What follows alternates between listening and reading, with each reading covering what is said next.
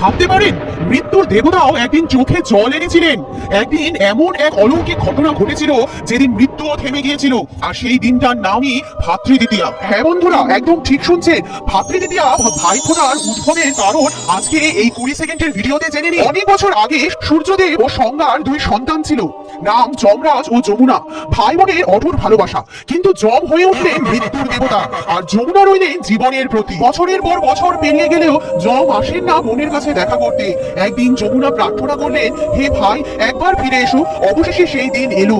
যম এলেন বোনের ঘরে, মৃত্যু থেকে জীবনের ঘরে। যমুনা ভাইকে স্নেহ ভরে তিলক দিলেন, মিষ্টি খাওয়ালেন আর বললেন, ভাই তোমার জীবন হোক সুখে শান্তিতে ভরা। তখন যম বললেন, আজ থেকে যে ভাই এই দিনে তার বোনের কাছ থেকে ফোঁটা নেবে তার জীবনে কখনো অকাল মৃত্যু আসবে না।